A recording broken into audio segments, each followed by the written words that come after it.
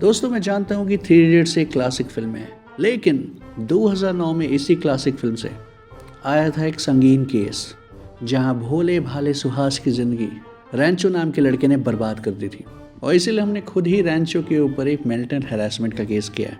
तो पहला इल्ज़ाम ये है कि रैंचो सुहास के एजुकेशन का मजाक उड़ाता है। दोस्तों सुहास बचपन से ही पढ़ाई में बहुत अच्छा था। उसके पास तीन डिग्रियां थी और वो यूएसए में एक अच्छी खासी पोजीशन पर एक बैंक में जॉब कर रहा था, जिस वजह से उसकी इनकम काफ़ी अच्छी थी। $300 के शूज हैं। लेकिन रैंचो यहाँ पर प्रिया को ब्रेन वॉश करने के लिए कहता है। पहले इंजीनियरिंग की, उसके बाद एमबीए किया, उसके बाद अमेरिका जाके बैंक में नौकरी कर रहा है, जो कि सच नहीं है। बैंक में भी सॉफ्टवेयर इंजीनियर्स की जॉब्स होती हैं। डेटा सेट को मेंटेन करना, सॉफ्टवेयर अपडेट्स पर काम करना। फिनटेक का नाम सुना है? तो मे भी सुहास बैंक में किसी सॉफ्टवेयर इंजीनियर की पोजीशन पे काम कर रहा हो। या फिर दूसरा आर्गुमेंट है कि ज़रूरी नहीं है कि आपको अपनी फील्ड में जॉब मिल ही जाए। ये बहुत कॉमन है, लोग करियर स्विच करते हैं जहाँ बेटर ऑप्शन मिलता है। चांसेस हैं कि एमबीए करने के बाद सुहास को बैंक में अच्छी खासी अपॉर्चुनिटी मिल रही हो। तो सुहास के लिए लाइफ काफ़ी लॉजिकल है, ना कि प्रॉफिट और लॉस स्टेटमेंट। और यहीं से निकल के आता है हमारा दूसरा इल्ज़ाम। रैंचो ने कहा कि सुहास तुम्हारे साथ इसलिए है क्योंकि तुम डायरेक्टर की बेटी हो, उसके रेपुटेशन के लिए अच्छा है। जबकि ये बिल्कुल भी सच नहीं है मित्रों, क्योंकि अगर ये सच होता तो सुहास 10 साल बाद भी प्रिया से शादी करने के लिए तैयार नहीं होता। वो जेन्युइनली प्रिया से प्यार करता है। आप सोच के देखो, वो अमेरिका में जॉब करता है, अच्छा खासा कमाता है, 4 लाख की घड़ी, 1.5 लाख की शेरवानी।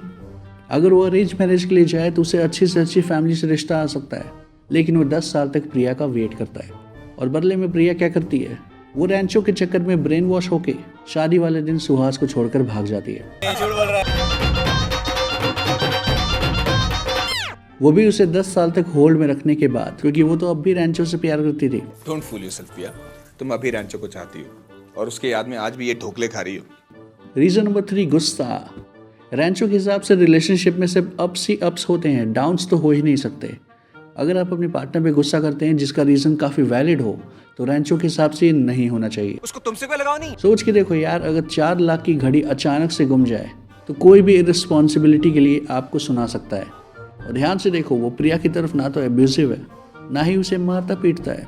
वो सिर्फ हल्का सा गुस्सा करता है, क्योंकि उतना तो बनता ही है। उल्टा इस सीन को अगर ध्यान से देखा जाए तो वायरस का इन्वर्टर गिराने पर रैंचो का एक्सप्रेशन देखना, और उसके बाद इसने प्रिया की बाप की भी बेइज्जती की, क्योंकि वो कॉलेज नहीं फैक्ट्री चला रहा है जिसमें हर साल गधे मैन्युफैक्चर होते हैं। वो देखो, वो तुम्हारा गधा। जबकि सुहास कभी भी प्रिया के बाप पर नहीं गया। रैंचो और सुहास की कोई जाती दुश्मनी नहीं थी। रैंचो प्रिया से उसकी शादी तोड़वाता है। कोई और हाथ ढूंढ लेना इस घड़ी के लिए। और 10 साल बाद भी उसी की वजह से उसके 2 ब्रेन वॉश दोस्त सुहास की 1.5 लाख की शेरवानी खराब करते हैं और शादी के दिन उसकी दुल्हन भगा के ले जाते हैं। एक तो साला यह रैंचो सुहास को साइड करके खुद प्रिया को पटा लेता है।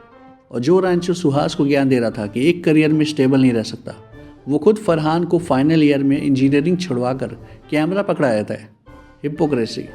सो फ्रेंड्स, बिना किसी रीज़न के सुहास को रैंचो की वजह से पूरे टाइम सफ़र करना पड़ता है, और इसके बावजूद रैंचो को कोई सज़ा नहीं मिलती। उल्टा सुहास सालों तक लोगों की नज़र में विलन बना रहा और लोग उस पर हंसते हैं। सो फ्रेंड्स, आज की वीडियो में बस इतना ही। अगर आप पहली बार आए हैं तो चैनल को सब्सक्राइब करें। Thanks for watching.